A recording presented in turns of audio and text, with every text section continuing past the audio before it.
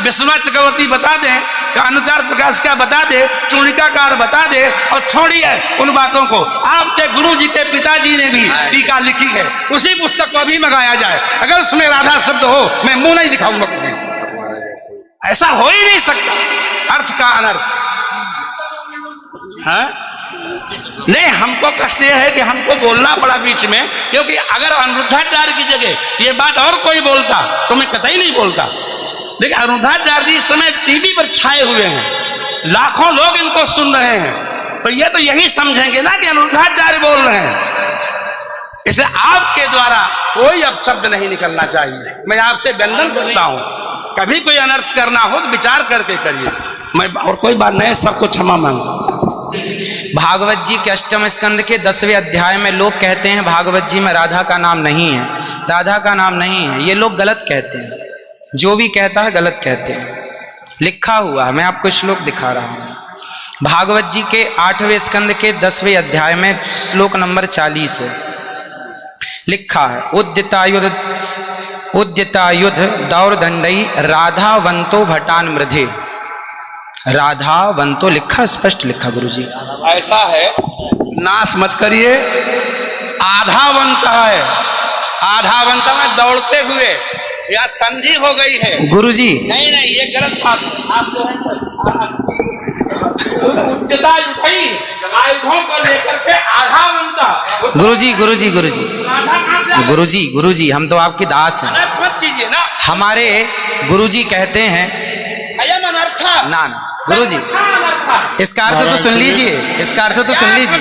आप जब राधा बता रहे हो, सुनिए सुनिए गुरुजी, इसका अर्थ है राधावंतो भटान मृदेश का अर्थ गुरुजी ने बताया हमें। गुरुजी ने, हमारे गुरुजी, कोई गुरुजी नहीं बता सकता। हमारे गुरुजी कहते हैं बिल्कुल नहीं बता सकते, क्योंकि जब आप राधा बनाओगे तो स्वर्ग कहाँ जाएंगी गुरुजी? उदय ही गुरुजी, गुरुजी कहते हैं गुरु शब्द है। अब चलिए, भागवत जी में दूसरा है बधू। बधू प्रयोग हुआ है, बधू प्रयोग हुआ है। तो बधू का प्रयोग ये है कि वहां श्री राधा रानी का ही स्मरण है। नहीं, लोग कहते हैं राधा नहीं है, तो राधा जी का जिक्र तो कई जगह है। राधा पदवाच्य बधू, इसका अर्थ संकेत अर्थ हो या लक्ष्यार्थ हो और व्यंग्यार्थ हो, इन तीनों अभिधावृत्तियों के द्वारा राधा शब्द एक भी जगह भागवत में नहीं है। इसलिए जहां बधू शब्द है वहां भी अर्थ राधा है। जहां बधू है, ऐसे पानी का अर्थ जल भी होता है। जहां राधा है, जहां बधू है वहां राधा है। ऐसे थोड़े होता है। जहां आप जैसे लोग देखिए, आप विश्व हमारे गुरुजी ने बताया, ये हमारी क्या ताकत की हम बताएं?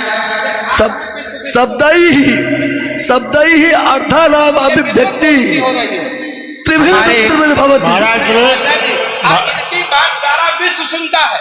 महाराज श्री हमारी बात 20 आदमी सुनते हैं। महाराज जी सारा विश्व।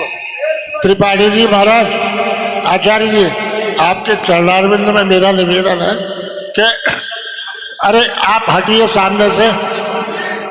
आचार्य जी आप हटिए भैया।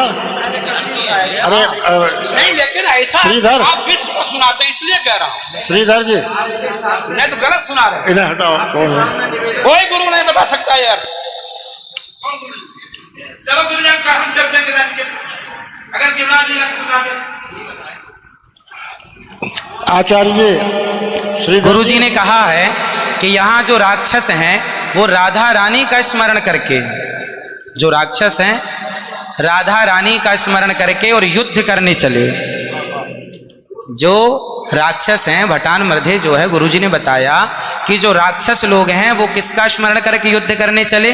श्री राधा रानी का। ब्रह्म वैवर्त पुराण के अनुसार राधा ही मूल आधार है। यहाँ तक कि राम में भी राधा छिपा हुआ।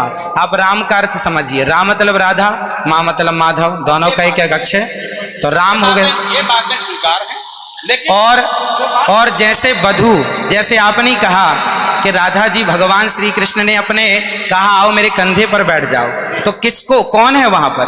राधा जी हैं। राधा जी हैं तो हैं, लेकिन वहां बधू है। याम गोपी मैंने अब कृष्णा, तो श्री राधा जी, जिस कहने का तात्पर्य यह है कि भागवत जी में कहीं राधा का अभाव नहीं है। भागवत जी में वो कहीं भी शब्दानाम शब्दैः अर्थानाम अभिव्यक्ति कई वृत्ति भवति। वृत्तयः कति संख्या का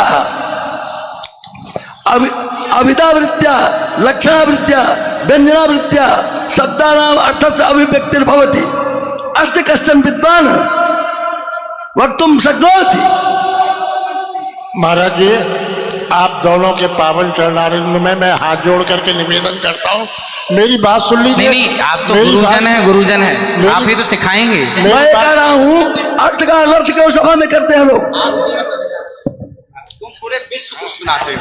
गुरुजी, जो मेरे गुरुजी ने सिखाया वो मैं बोल रहा हूँ। सिखा ही नहीं सकते, आप अशुद्ध बोल रहे हैं बात। अभी श्री राधा और माधव जो राम नाम है, जो भागवत जी का अर्थ है। अब कोई पूछे कि राधा का अर्थ क्या है, तो राधा का अर्थ ही कृष्ण है, वो कृष्ण का अर्थ ही राधा है। तो राधा ही कृष्ण है और कृष्ण ही राधा है। कुल मिलाकर कहने का अर्थ ये है, गुरुजन ये कहते हैं कि प्रत्येक श्लोक कृष्ण है और प्रत्येक भागवत जी के 18,000 श्लोक, प्रत्येक श्लोक कृष्ण है और श्लोक का प्रत्येक अर्थ श्री राधा है। प्रत्येक श्लोक श्री कृष्ण है और श्लोक का प्रत्येक श्लोक का अर्थ श्री राधा है। तो ये सब भाव ही तो है, राधा ना वो भाव सब भाव है। भाव का भूखा हूं मैं, भाव ही एक सार है, और भाव से भजले मुझे तो भव से बेड़ा पार है। सभी विद्वानों के चरणों में दास का बारंबार नमन। सबको जय श्रीमन नारायण, जय श्री कृष्ण। 2 मिनट कीर्तन कर ले। 1 मिनट रुको, मैं सबसे क्षमा मांगता हूँ। मेरा अनिरुद्धाचार्य के प्रति बड़ी श्रद्धा भाव है, बड़ा आदर है, लेकिन इनकी वाणी चूंकि पूरा विश्व सुन रहा है, ये चैनलों पर आते हैं।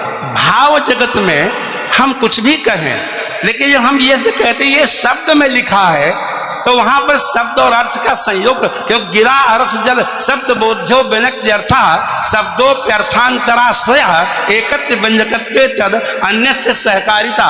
ऐसा हो ही नहीं सकता कि कोई अर्थ प्रकट हो और उसके मूल में शब्द न हो। वहां संधि है, मेरे आयुधों से युक्त होकर मेरे गदा तलवार तीर लेकर के वो राक्षस आधा बनता दौड़े मारने के लिए। शुद्ध यही अर्थ है। किसी अभिधा से, किसी लक्षणा से, लक्षणा तब होती है जब मुख्यार्थ का बाद हो। मुख्यार्थ का बाद हो ही नहीं सकता।